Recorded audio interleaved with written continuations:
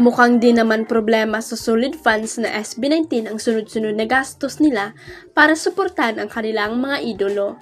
Habang nag-aabang kasi ang 18 sa bintanang tickets ng SB19 concert na simula at wakas World Tour Kick-Off na magaganap sa May 31 sa Philippine Arena at sa online selling ng official light stick ng P-Pop Kings na tinawag na LSB ay bigla namang naglabas ng announcement ang isang kilalang clothing brand na ka-join din sa inaabang star-studded sexiest and biggest fashion show ang grupo. Pero syempre, hindi pa kakabog ang fans ni na Stella Jero, Pablo Nasser, Josh Cullen, Ken Suson at Justin De Dios dahil handa nga raw nilang pakyawin ang mga SB19 collection ng nasabing clothing apparel brand para lang mapanood at suportan ang P-Pop Royalty Group. May minimum purchase requirement kasi para makakuha ng ticket na medyo may kamahalan, dapat gumastos ka ng 2K worth kapalit ng Gen Ad ticket, 4K para sa upper box at 5K naman ang purchase requirement para makakuha ng isang upuan sa lower box. Chika nga ng netizen kaya raw pala panay pakita ng skin ng mga boys sa social media bilang patakam na rin sa kanilang fans.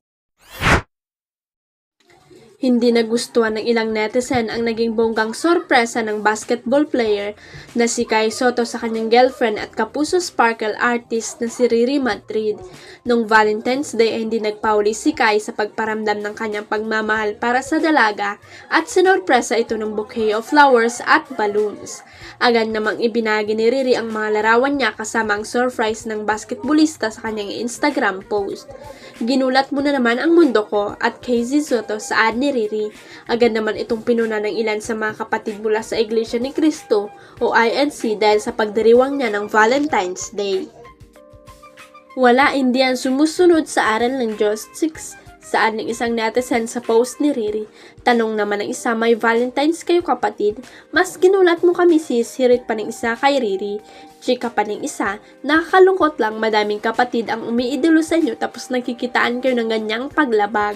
Para sa mga hindi aware, si Riri ay ang kapatid ng kapuso aktor na si Ruru Madrid at ang pamilya nila ay kaanib ng Iglesia ni Cristo. Sa ngayon ay burado na rin sa kanyang social media ang naturang Valentine's Day post.